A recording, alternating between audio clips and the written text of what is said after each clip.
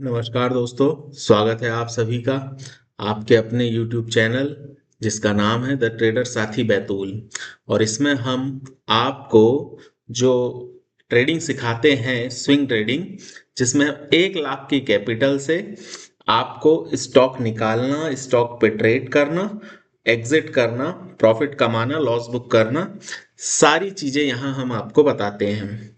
तो अभी आप देख रहे हैं कि 8 सितंबर से जो ट्रेडिंग हमने चालू की है, इस ट्रेडिंग का अभी जो रिजल्ट चल रहा है, इसका पहले मैं आपको बैलेंस शीट दिखा देता हूं हमारी। इसके बाद फिर हम इस वीक के स्टॉक पर चर्चा करेंगे। सबसे पहले तो ये वीक हमारे लिए काफी बुरा रहा है। हमारा बहुत अच्छा प्रिडिक्शन था कि बैंक निफ्टी निफ्टी दोनों ही अच्छे तेजी में रहेंगे, वो रहे, लेकिन बावजूद इसके हमारे स्टॉक नहीं चले हैं। और चूंकि हमने आपको अपनी ट्रेडिंग में एक नियम बनाया हुआ है कि हम 5 से ज्यादा स्टॉक में एंट्री नहीं रखेंगे, इस वजह से हमने बैंक के कुछ स्टॉक में एंट्री नहीं ली थी, जिसका हमने खामियाजा भी भुगता। और इस प्रकार अभी जो हमारा ट्रेडिंग का बैलेंस चल रहा है, देखिए पहले हमने हिंद कॉपर में बहुत अच्छा ट्रेड लिया था। उसके साथ ही हमने 3 ट्रेड और लिए थे, एनएमडीसी सेल और पीएनसी इंफ्रा, जिसमें एनएमडीसी हम कॉस्ट टू कॉस्ट निकल चुके हैं। यहाँ आप देख सकते हैं, यहाँ पर लिख के भी बताया था कि कब हम डाबर में और इन्फोसिस में पोजीशन ले रहे हैं, सेल में और एनएमडीसी में हम कब कितने प्राइस पर एग्जिट हुए हैं। एक चीज छूट गई थी कि जिस समय मैंने एमएनएम फाइनेंस का वीडियो बनाया था और अगले दिन हमने मंगलवार में उसके पोजीशन ली थी, तो वहां पर मैं अपने पोस्ट में लिख तो चुका था, लेकिन पोस्ट यहाँ पर सेव नहीं हुई थी, इसलिए वो आपको नहीं दिख रहा है। लेकिन आप देख सकते हैं कि जो हमारी सारी कंडीशंस फुलफिल थी, एमएनएम फाइनेंस में हमने लिया था। इस समय ट्रेड पर हमने 283 पर इसका ट्रेड लिया था, जो मैं आपको हमारी शीट में बता देता हूं। हमने यहाँ 283 रुपए में ट्रेड किया था। अभी स्टॉक 298 के आसपास चल रहा है और 314 हमारा इसका लक्ष्य है, जो कि हमने आपको हमारे वीडियो में बताया था। आप यहाँ देख सकते हैं, एमएनएम फाइनेंस का सिर्फ एक ही स्टॉक पिछले वीक हमने दिया था और इसका हमने यहाँ टारगेट साफ साफ लिखा था कि पहला टारगेट 314 रहेगा। तो हमने इसमें एंट्री ली थी, बस ये मैं पोस्ट में सेव करना भूल गया था। और अभी हम देखें तो हमारी जो बैलेंस शीट है, इसमें हमने पहले 10% का प्रॉफिट लिया था हिंद कॉपर में। एनएमडीसी सेल और पीएनसी इंफ्रा, इन तीनों में हमें एक में तो हम कॉस्ट टू कॉस्ट निकल गए हैं, एक में लगभग 2.25% का घाटा हुआ और दूसरे में हमारा काफी ज्यादा बड़ा घाटा हुआ है। और ये तीनों ट्रेड हमने लगभग 35 दिन तक के होल्ड किए थे और इससे ज्यादा हम इसे होल्ड नहीं करना चाहते, क्योंकि स्विंग ट्रेडिंग का नियम होता है जल्दी जल्दी पोजीशंस को रोटेट करते रहना चाहिए, तभी हम इसमें अच्छा प्रॉफिट कमाते हैं। अभी हम इन्फोसिस में, डाबर में और एमएनएम फाइनेंस में होल्डिंग पोजीशन पर है। 3 हमारे पास स्टॉक रखे हुए हैं, 2 की पोजीशन हम इस हफ्ते में और बना सकते हैं। और यदि हमारा एमएनएम फाइनेंस या इन्फोसिस का टारगेट आता है, डाबर का टारगेट आता है, तो हम उसमें एग्जिट करेंगे और वो मैं आपको पोस्ट बाय पोस्ट बताते रहूंगा। तो चलिए इस वीक का एनालाइज शुरू करते हैं। इस वीक में मैंने 4 स्टॉक फिर छाटे हैं, जिसमें पहला है पिरामल फार्मा, दूसरा है इंडस टावर्स, तीसरा है पीएनबी हाउसिंग फाइनेंस और चौथा है बजाज ऑटो। यहां हम इन चारों के चार्ट का रिव्यू करेंगे। तो देखिए, यहां सबसे पहले पिरामल फार्मा, इसका मैं आपको मंथली लेवल बता देता हूं कि मंथली लेवल पर अभी ये मुझे काफी ठीक ठाक लग रहा है। ठीक है, ये इसके मंथली लेवल्स हैं और इस समय ये मंथली लेवल से हल्का सा रिवर्सल लेकर मंथली लेवल के ऊपर टिका हुआ है। अब चूंकि लगातार 2 मंथ से ये ग्रीन कैंडल्स दिखा रहा है और यहीं पर इसकी एक हल्की सी ट्रेंड लाइन है और मुझे लगता है कि मंडे इस ट्रेंड लाइन को ये क्रॉस कर जाएगा। अब ये मैं कैसे डिसाइड करता हूं, कुछ लोगों ने मुझसे पूछा है कि आप ये कैसे डिसाइड करते हैं, तो इसके लिए देखिए मैं आपको बता देता हूं। मैं यहां पर 3 प्रकार के इंडिकेटर्स लेता हूं। सबसे पहला लेवल, सबसे पहला सबसे जरूरी चीज होती है लेवल। यहां लेवल के पास हमें ब्रेकआउट मिलना चाहिए। लेवल है, लेवल के पास हमें ये ब्रेकआउट मिलता है। ब्रेकआउट से ही हम ट्रेडिंग डिसाइड करते हैं। अब देखिए इस ब्रेकआउट के बाद यहां एक बड़ी रेड कैंडल थी, अब ये वापस इस रेड कैंडल को निकाल रहा है। तो यहां पर हम मंथली लेवल पर देखते हैं, अभी ब्रेकआउट बना नहीं है। वीकली लेवल पर भी अभी ब्रेकआउट बना नहीं है। डेली लेवल्स पर यहां पे अच्छे तरीके से ब्रेकआउट बना है और बड़ी तेजी यहां पर हमें गुरुवार के ट्रेडिंग सेशन में देखने को मिली थी। अब ये यहां से थोड़ा सा नीचे आ सकता है, तो हमें क्या करना है कि ये जो बॉलिंगर बैंड यहां पर आप देख रहे हैं, बॉलिंगर बैंड की ये जो रेड लाइन होती है जिसे हम मीडियन लाइन कहते हैं, ये मीडियन लाइन यहां से अप ट्रेंड को दर्शा रही है। ध्यान दीजिए मैं आपको क्या कह रहा हूं, यहां पर मीडियन लाइन हल्का सा अप ट्रेंड दर्शा रही है और इसका मतलब होता है कि यहां से आपको स्टॉक अगर खरीदा है तो 10% के आसपास प्रॉफिट दे सकता है। तो ये हमारी जो ट्रेडिंग होती है, जिसे मैं 3 शब्दों में कहूं तो पहले लेवल्स, दूसरे ट्रेंड और तीसरा रिवर्सल। तो देखिए यहां पर डेली में हमारे पास ट्रेंड है, वीकली में भी ट्रेंड के ऊपर है, देखिए मीडियन लाइन के ऊपर है और यहां पर एक अच्छा ब्रेकआउट जैसा बना हुआ है। देखिए ये जो क्लोजिंग है इसके ऊपर है, तो 201 से 197 के बीच में हम इसे यहां बाय कर सकते हैं। और टारगेट जो है हमारा, टारगेट हम वैसे तो 10% रखते हैं। अगर हम 200 के आसपास लेते हैं तो 20 रुपए हम इसमें टारगेट रखेंगे, जो मुझे बिल्कुल आता दिख रहा है। लेकिन उसके ऊपर भी अगर इसमें टारगेट मैं आपको बताऊं तो तकरीबन तकरीबन 240 रुपए का टारगेट यहां पर रह सकता है। तो हमें 200 से 197 के आसपास इसमें स्टॉक में खरीदी करनी है। चलिए अब हम चलते हैं हमारे अगले स्टॉक के तरफ, जो है इंडसइंड टावर। तो इंडस टावर्स लिमिटेड, देखिए यहां पर भी सबसे पहले हम मंथली चार्ट निकालते हैं। मंथली चार्ट में मैंने आपको कहा हमेशा क्या देखिए, लेवल्स। देखिए ये वो लेवल है। अब इन लेवल्स के पास यहां से लगातार कितने महीने से ये इस लेवल को रिस्पेक्ट कर रहा है, तो यहां से ये बिल्कुल आपका इस ट्रेंड लाइन तक जा सकता है। अब अगर हम 360 के आसपास भी खरीदी करते हैं तो हमें 10% के लिए चाहिए 36 रुपए, तो लगभग 400 के आसपास हमारा टारगेट होना चाहिए। और ये ट्रेंड लाइन इस समय 410-12 के आसपास यहाँ टारगेट दिखा रही है, तो यहाँ हम 10% बहुत इजीली बना सकते हैं।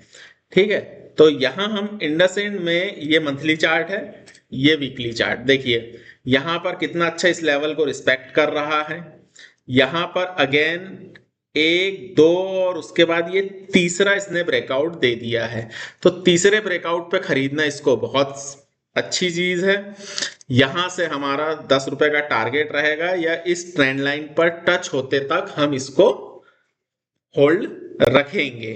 तो चलिए यहां पर हमारा टारगेट है इस समय, और स्टॉप लॉस बिल्कुल हम छोटा सा रखेंगे। ये जो रेड कैंडल है ये हमारे बेस कैंडल है, और ये जो ग्रीन कैंडल है ये हमारी ब्रेकआउट कैंडल है। तो बेस कैंडल के लो पर हम यहाँ स्टॉप लॉस रखेंगे, लेकिन याद रखिए स्टॉप लॉस क्लोजिंग बेसिस होना चाहिए, मतलब वहां उसके नीचे बंद होना चाहिए।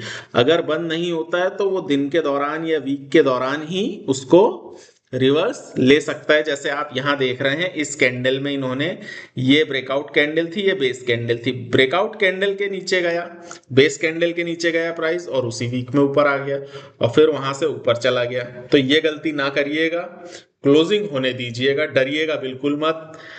स्विंग ट्रेडिंग में डरना बिल्कुल मना है। ठीक है, तो यहां हम इसमें टारगेट जो ले रहे हैं वो हमारा 10% का ही रहेगा। और हम इसे लगभग यहाँ पर इस जगह पर खरीदेंगे रिट्रेसमेंट की जगह पर, और यहाँ पर हमारा स्टॉप लॉस होगा। इस रेड कैंडल के नीचे हमारा स्टॉप लॉस रहेगा। तो तकरीबन हम यहाँ खरीदेंगे 356 के आसपास, और हमारा स्टॉप लॉस यहाँ रहेगा 338 रुपए। अगला स्टॉक हम देखते हैं पीएनबी हाउसिंग फाइनेंस। अब देखिए पीएनबी हाउसिंग फाइनेंस में तो मैं पहले से डर रहा था कि ये स्टॉक देना चाहिए या नहीं देना चाहिए, क्योंकि यहाँ लेवल्स तो है। देखिए लेवल मैंने अभी लगाए नहीं है, तो मैं आपको लेवल दिखा देता हूं। सबसे पहले तो ये वाला लेवल देखिए, जो मेन मुख्य लेवल है वो ये लेवल है, ठीक है। अब इस लेवल में भी नीचे कुछ थोड़े बहुत ये देखिए, इस लेवल के नीचे से एक और तीसरा लेवल आता है ये। इन तीनों जगह पर देखिए ये बार बार रिटेस्ट करता है, और मंथली में जब हम देखते हैं तो ये नीचे वाला लेवल जो है काफी इंपॉर्टेंट है। अब यहाँ पर मंथली में एक गैप दिख रहा है जो कि वीकली में नहीं है, ठीक है। तो मुझे लगता है कि ये गैप फिलअप करने के लिए ऊपर की ओर 70 पॉइंट से लेकर 100 पॉइंट तक के जा सकता है। तो इसलिए हम इसे रिकमेंड कर रहे हैं, क्योंकि यहां पर लेवल से रिवर्सल्स हमें दिख रहे हैं। तो यहां पर चूंकि लेवल से रिवर्सल लिया है, ये वाला जो ब्रेकआउट है लेवल से रिवर्स लिया है, इसलिए हम इसमें पोजीशन बनाएंगे। लेकिन अगर गैप अप पोजीशन बनती है तो वो बहुत शानदार रहेगी, ठीक है। तो हम कोशिश करेंगे कि पीएनबी हाउसिंग फाइनेंस में हमें गैप अप मिल सके, या फिर अगर गैप अप नहीं मिलता है तो फिर हम थोड़ा सा इसमें वेट करेंगे, क्योंकि स्टॉप लॉस करीब है। हम लगभग इसे यहाँ रिट्रेसमेंट पॉइंट 861 860 के आसपास खरीदेंगे, और चूंकि यहाँ पर ये रिटेस्ट नहीं हुआ है तो ये अभी यहाँ नीचे और आ सकता है, 808 के आसपास भी आ सकता है। इसलिए हम इसमें थोड़ा सा संभल के खरीदारी करेंगे। कब करेंगे, क्यों करेंगे, कैसे करेंगे, ये मैं आपको पोस्ट के माध्यम से बता दूंगा। लेकिन अगर गैप अप खुलता है ये सोमवार के दिन तो हम इसमें इमीडिएट खरीदारी करेंगे। अगला और आखिरी स्टॉक जो है हमारा वो है बजाज ऑटो। देखिए बजाज ऑटो का जो शेयर है काफी अच्छी रैली में इस समय चल रहा है, और रैली में चलने के साथ साथ इसमें देखिए यहाँ पर इस लेवल को ये काफी अच्छा रिस्पेक्ट भी कर रहा है। चूंकि लेवल अभी बहुत शानदार नहीं लग रहे हैं इसके, लेकिन फिर भी ये एक लेवल है, क्योंकि काफी महीनों से ये इस लेवल के ऊपर बना हुआ है। और रिसेंट इसने यहाँ पर देखिए ये रेड कैंडल के बाद ये ब्रेकआउट कैंडल इसको रिटेस्ट किया है, रिटेस्ट करके ये ऊपर गया है। तो बजाज ऑटो में हम एक पोजीशन ले सकते हैं। पोजीशन कहाँ लेंगे, ये देखिए ये इसका वीकली चार्ट है। वीकली चार्ट में हम यहाँ पर 8872 के आसपास इसे लेंगे, या फिर चूंकि ये एक लेवल के पास है वीकली, यहां से गैप अप भी हो सकता है, पर उसकी बहुत ज्यादा संभावना नहीं है। लेकिन हम इसे यहां कोशिश करेंगे कि अगले हफ्ते में जब ये हमें इस लेवल के आसपास मिलता है, ये रिटेस्ट लेवल रहेगा इसका, देखिए ये रिटेस्ट लेवल रहेगा 8887, इसके आसपास हम लेने की कोशिश करेंगे। और स्टॉप लॉस हमारा इसमें काफी बड़ा रहेगा। स्टॉप लॉस जो रहेगा वो लगभग 7085 के नीचे रहेगा, तो आप ध्यान रखिएगा। अब कई लोग मुझसे कह रहे हैं कि आप स्टॉप लॉस बहुत बड़े देते हैं, तो जी हाँ, स्विंग ट्रेडिंग में हमें स्टॉप लॉस बड़े रखना पड़ता है। ये आजकल जो आप YouTube पे रील्स देखते हैं जिसमें 1:5, 1:10, या ऐसा कहा जाता है कि अगर आपका 10 रुपए का टारगेट है तो आप 2 रुपए का स्टॉप लॉस रखिए, ये सब इंट्राडे ट्रेडिंग के लिए है। स्विंग ट्रेडिंग में हमें जितना हो सके रुक कर चलना है, स्टॉप लॉस हमें बड़े रखना ही चाहिए।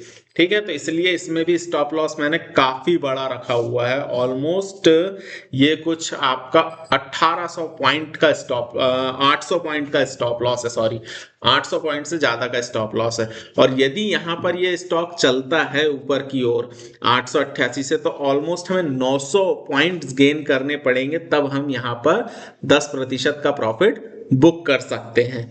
तो इस वीडियो से हम तो इस ट्रेड में हम लगभग 10% का टारगेट और 10% का ही स्टॉप लॉस रखेंगे। लेकिन अगर ये स्टॉक अच्छा चलता है, मार्केट अच्छा साथ देता है, तो मुझे लगता है कि ये स्टॉक यहां से 11,500 रुपए भी जा सकता है, लेकिन हम उतना रास्ता नहीं देखेंगे। चलिए, तो ये 4 स्टॉक हो गए हैं आपके, Piramal pharma, Indus towers, PNB housing और बजाज ऑटो। इसके अलावा एमएनएम फाइनेंस होल्डिंग हमारी रखी हुई है, 1314 का टारगेट शायद हमें अगले हफ्ते देखने को मिल जाए।